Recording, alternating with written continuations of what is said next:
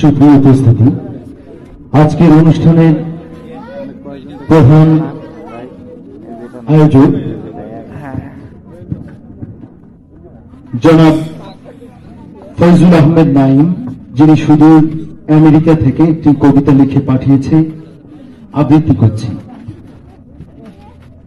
আমার মধ্যে আছে লুকিয়ে যত প্রতিভা, সে তো যেন অগ্নেয়গিরির সুপ্ত লাভা। যখন দেখি অন্যায় অনাচার আর নিপীড়ন, সুপ্ত লাভা প্রতিবাদী কাব্যরূপে হয় উদ্গীরণ। রক্ত স্রোতে পৃথিবীতে আমার হয়েছে আগমন, শুনেছি তখন আল্লাহু আকবার ধ্বনির আহ্বান। মনতটে প্রতিধ্বনি হয়ে আজ বাজে সেই নাদ, টক বক করে রক্ত আমার জাগে বিপ্রতিষাদ।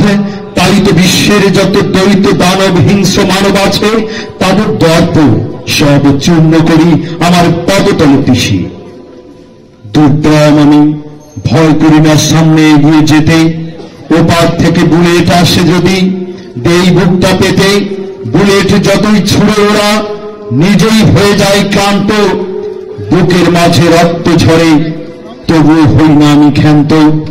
ছোট্ট জীবন সার্থক মরণ, তাই তো শুধু হাসি, যার বিনিময় রবের দয়ায় আমি হব জান্নাতবাসী।